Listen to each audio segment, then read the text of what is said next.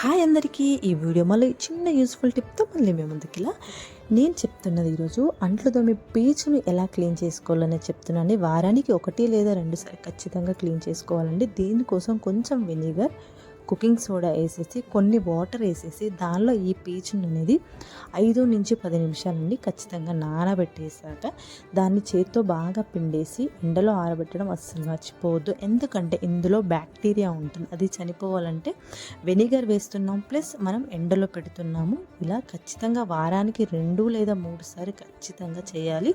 అంత డస్ట్ ఉంటుందన్నమాట, అది కనిపించదు. మనం మారుస్తూ ఉండాలి పీచు కూడా.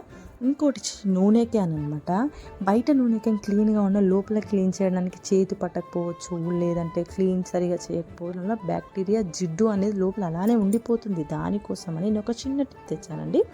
ఏంటంటే లోపల కూడా క్లీన్ అవ్వడం కోసం కొంచెం వేడి నీళ్ళు, కొన్ని బియ్యం, అలాగే కొంచెం ఉప్పు, ఏదైనా ఒక లిక్విడ్ మన ఇంట్లో అంట్లకు వాడుతూ ఉంటే సోపు కానీ లిక్విడ్ కానీ వేసేసి 2 నుంచి 5 నిమిషాలు బాగా షేక్ చేస్తూ ఉండాలి డబ్బాలో పోయడం వల్ల. దీంట్లో ఇన్సైడ్లో ఉన్న జిడ్డు మరకలు కూడా త్వరగా పోతాయండి. దానివల్ల నీట్ అనిపిస్తుంది మనకు ఆయిల్ కాను. మూడవది వచ్చేసి లైటర్ అండి.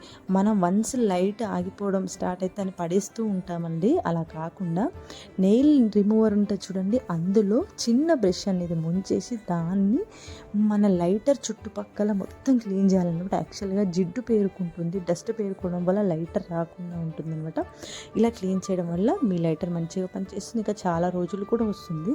ఇంకోటి, మనం కొత్త రోలు తెచ్చుకున్నప్పుడు వెంటనే ఏం దంచాలని ఆలోచిస్తాం కదా, దానికోసం ఉప్పు అండ్ పసుపు వేసి స్టార్టింగ్లో బాగా రుబ్బి దంచి కడిగేసి తర్వాత వాడుకోవచ్చండి. ఇక చీపుని ఎప్పుడు నిలబెట్టొద్దండి, ఇట్లా పడుకోబెట్టాలి. ప్లస్ తడిసిపోయినా ఇంకేమైనా ఉన్నా కూడా దీన్ని ఎండలో వేయండి చీపుర్ని. అలా వేయడం వల్ల చీపుర్లో ఉన్న డస్ట్, బ్యాక్టీరియా ఉండడం వల్ల, తడి ఉండడం వల్ల చీపురు కూడా ఎండలో ఎక్కువ రోజులు ఉంటుంది, ఇంకా ఫ్రెష్గా బ్యాక్టీరియా ఉండకుండా ఉంటుంది. Thanks for watching.